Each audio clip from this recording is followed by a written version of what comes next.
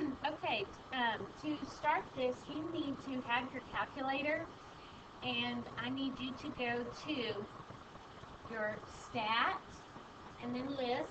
So on your calculator, stat, you want to edit your list, and I need you to put in the information, put the temperature for the ice cream in list 1, and then the actual ice cream sales in list 2. So pause the recording for a moment while you get that data in. Alright, so you have your data into your calculator, and what we want to do is be able to graph the material, and we want to talk about things that are, let's take a look at what we're going to be talking about. We're going to be talking about, of course, graphing the information, okay, and then we're also going to talk about what the explanatory variable is and the response variable. We have already done that. We've already talked about those things.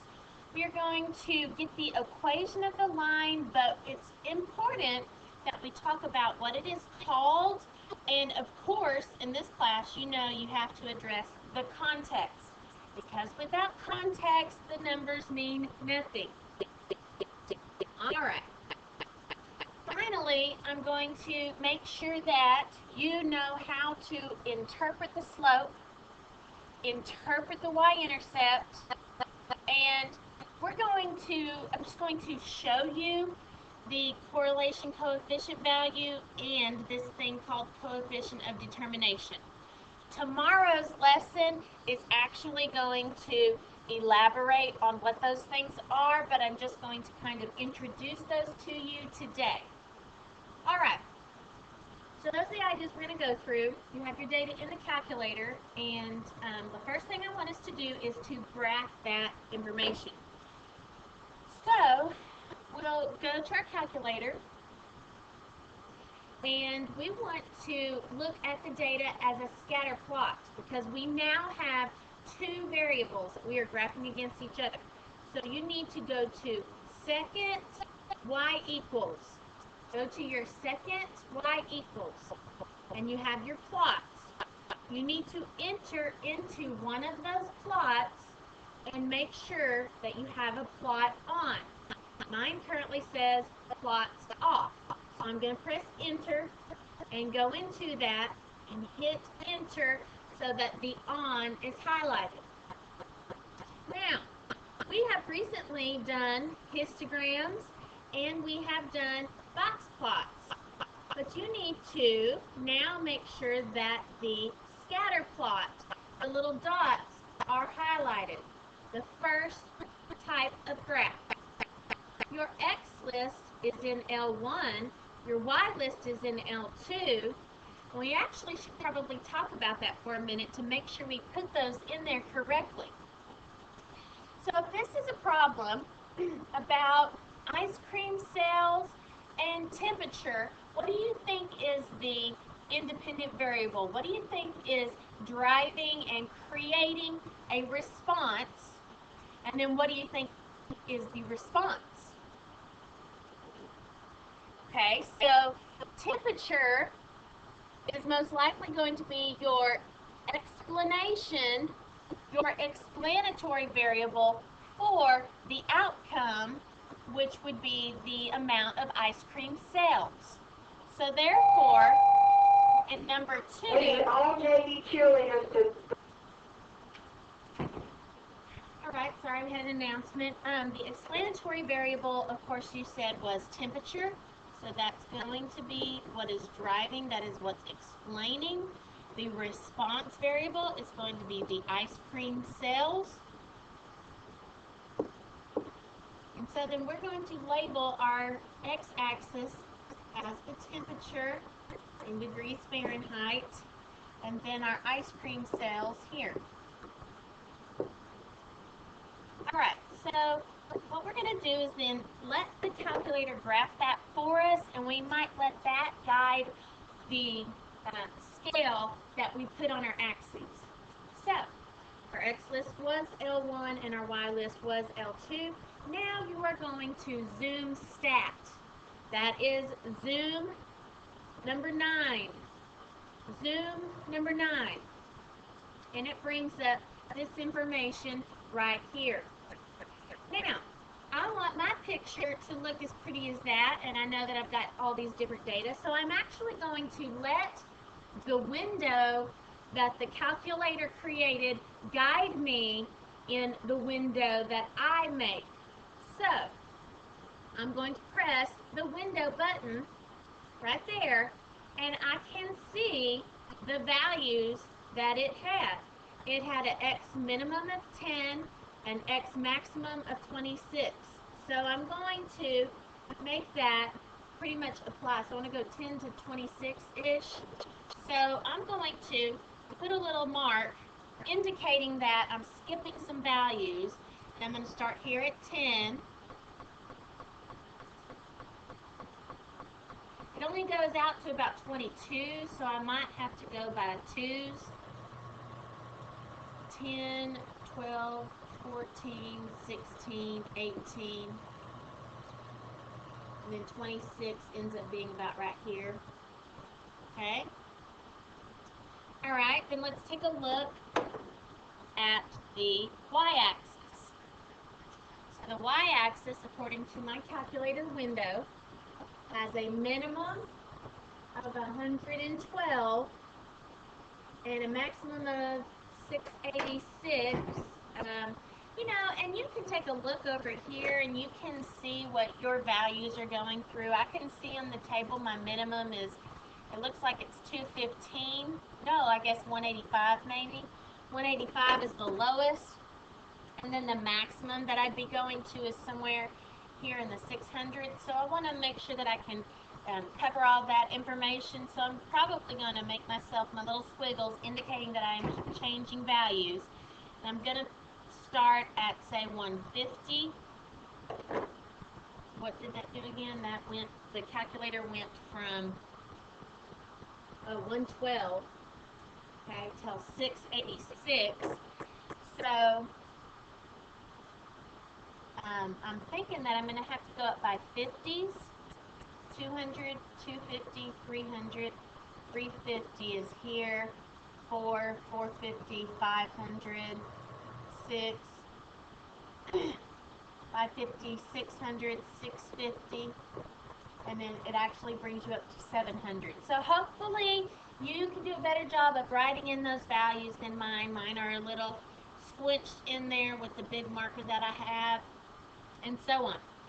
So because of that, and because I know that my window is similar to the window of the calculator, then I actually am going to take this picture, which I get again from Zoom 9, and I'm going to make it look similar to that graph there. Okay? I think that what I'm going to do for now is just kind of take a picture of it here and then put it on the grid. You should be able to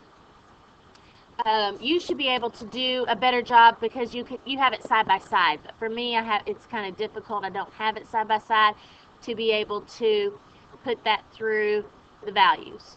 Okay, so it's going to sit somewhere about like that. So you are going to end up having approximate dots. Now I want your dots to, be placed approximately how they are on the calculator. All right? I can tell if you were just putting, something random, or if they have this similar pattern. I want that similar pattern on there, and you're welcome to even connect it up to your values. Okay? All right. Write the equation of the least squares regression line. That's the line of best fit that you have done since Algebra 1. And you get that from stat over to calc. Now, in the past, you have used linear regression form number 4. Let's talk about that. Number 4, and it defaults to L1, L2. Number 4 puts the equation in y equals mx plus b. And the way the calculator shows it is y equals ax plus b. So it is calling the a value, which is the one with your x, the slope. And it is calling the b value, which is the plane number, your y-intercept. Now, because of something that we are going to be getting into in Chapter 10, instead of using linear regression number 4, we are going to use linear regression number 8. And let me tell you what happens with that.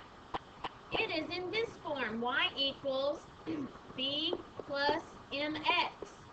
All it is doing is switching the location of your slope and your y-intercept in the equation. But it will make a difference when we do some transformations in Chapter 10.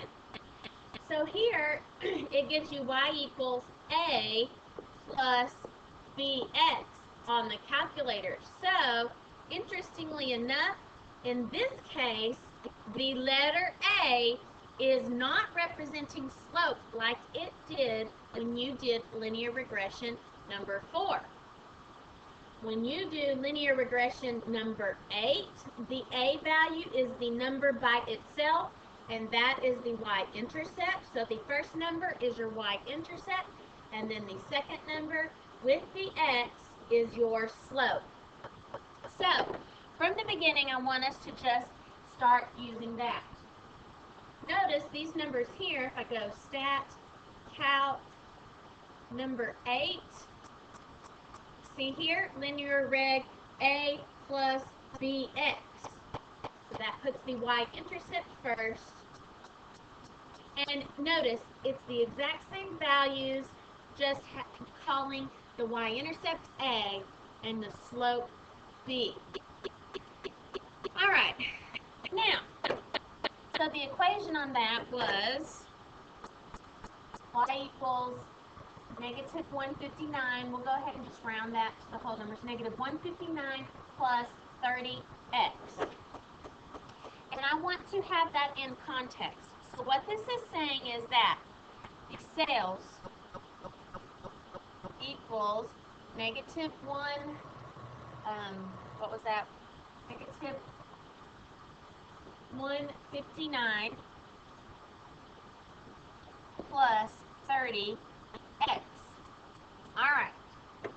Oops, I need to put in the actual x variable in context. So this should be temperature. Okay? So the sales equals negative 159 plus 30 times the temp.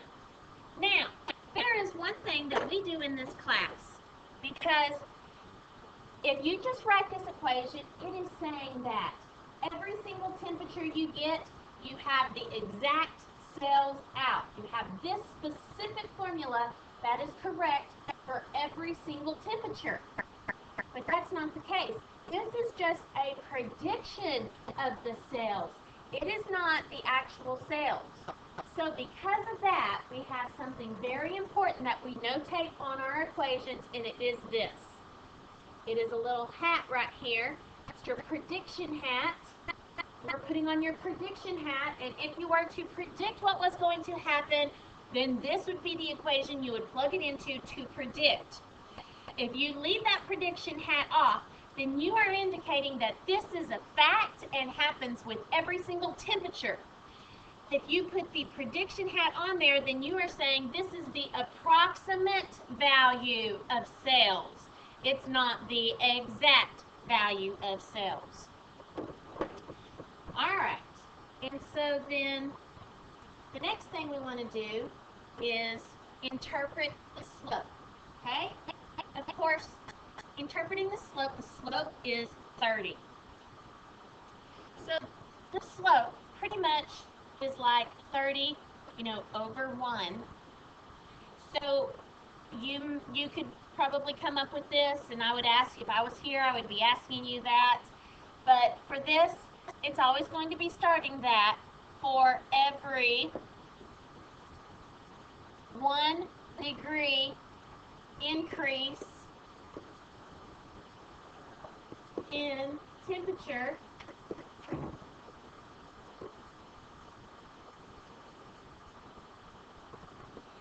every 1 degree increase in temperature, and then what are we predicting? So the predicted sales is increasing $30. Okay, so that is the context of what the slope is saying. For every 1 degree, that's this one here, for every 1 degree increase in temperature, the predicted sales is increasing $30, or are. Predicted sales are increasing $30. All right, so let's do interpretation of the y-intercept of the least squares regression line. So the y-intercept is a very interesting item. It actually rarely makes sense in the problem. And we have that again here. So what I want you to do before we talk about the y-intercept, think about where that is happening. The y-intercept is happening way back here when the x value is 0. So you have your equation, and this one is actually crossing down here at negative 159. So the y value, the sales, are down here at negative 159 when x equals 0. So the y-intercept very rarely is actually making sense in context because of this thing called this extrapolation, which we'll talk about at a later time. But what this would be, the way that you would say this is you would say when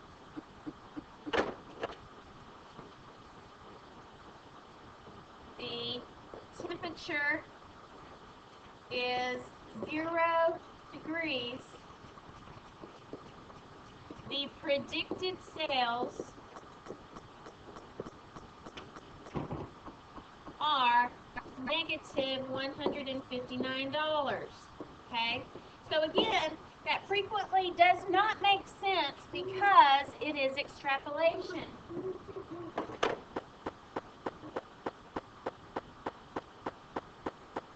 Okay. So there is, again, the y-intercept rarely makes sense. It's important that you interpret in context. It is important that you are always putting this prediction hat on your equation because your equation is an approximation. It does not tell you reality for sure. All right. So the last thing I want to do is plant a seed for what we're going to be talking about tomorrow. I think all of those other things you can do. A lot of those are the same, just a little bit more in depth than you've talked about those before. But this next thing that we need to do is write the value of this thing called correlation coefficient, which is represented by a lowercase r, and the coefficient of determination. So while you are doing your calculator information, I want you to get used to finding those things.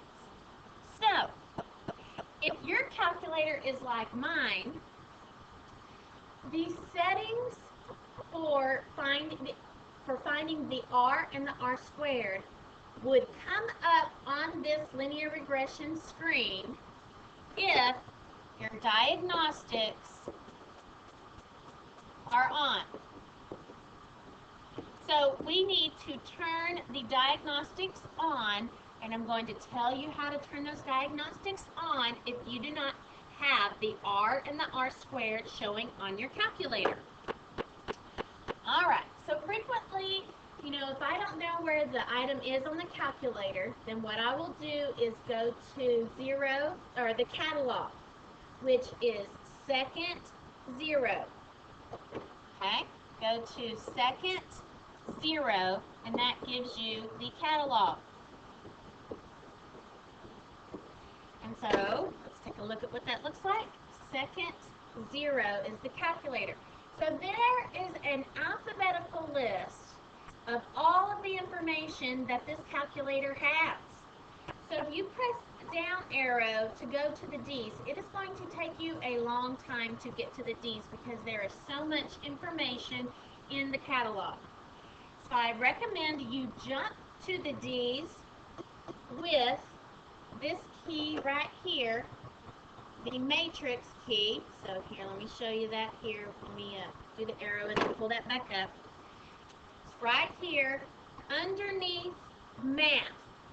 So underneath the math button, it says x to the -1, and do you see that little D written there?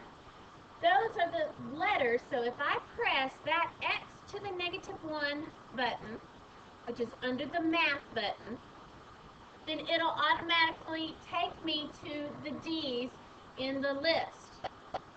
Then I will go down until I find the one that says Diagnostics On. And I have found it. I hit enter. Okay, it is not on yet. It's like the calculator has put that function there. You have to press enter. Now the diagnostics are on. So if you say diagnostics on and then you hit enter and it is done, now go calculate again.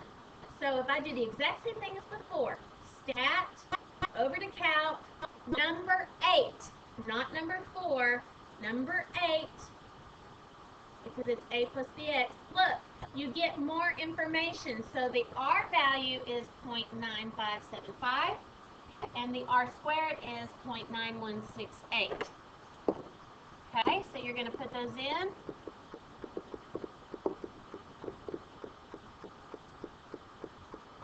I think I may have gotten those backwards. Okay, yes I did. Alright, so then once you put those things in there, then you are done. But I want you to just get used to starting to find those things for our lesson tomorrow.